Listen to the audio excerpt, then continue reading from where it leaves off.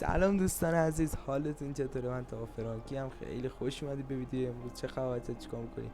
حالتون چطوره؟ این ویدیو در مورد بالا بردن اسکیل گانتون هست تو سرور ایران MTA.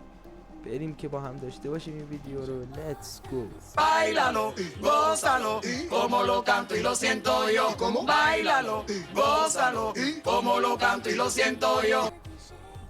خب بچه شما اول باید بیاید اینجا LS تو این منطقه ای که مارک میکنم نزدیک مدیک باید بیاید اینجا.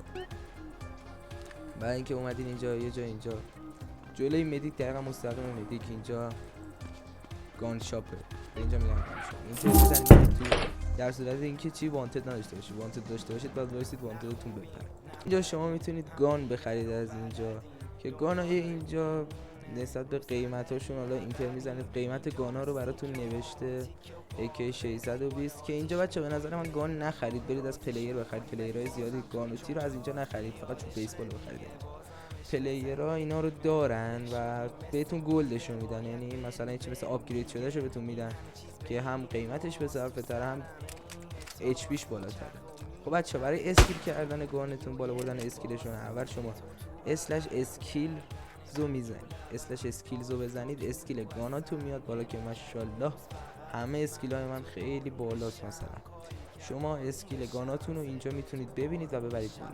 مثلا آقا من میخوام الان مثلا M4 میگم AK همو ببرم بالاتر، مثلا M4 میام اول گان پاکت رو خاموش میکنید. گان پاکت رو که خاموش کردین اسلش تمرین اون گان، مثلا آقا ما میزن M4 مثلا، حالا دیدی M4 اومد، بعد شما باید اینجا رو بیاید فقط هد بزنید به این یارو.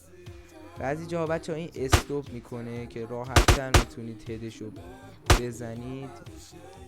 من حالا زیاد حرف نمیزنم، دستم هم چون همون بودم یه ذره خیسه، نمیتونم هد این یارو بزنم درست. خب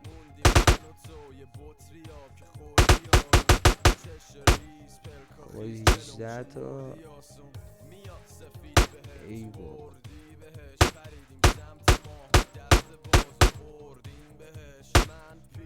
خب بچه حالا این از این کلن و شما هر 2 ساعت یک بار بهتون یه پوینت برای اومدن به اینجا رو میده، یه پوینت میده بهتون که بیاید اینجا تمرینتون رو بکنید و اسکیل گانتون رو ببرید بالا، یعنی 2 رسپکت بهتون میده. همین آقا چیز سختی نبود. اینجا نمیتونن پلیسا گانتون رو ساسپند کنن و یکی از بهترین جاهای دیگه.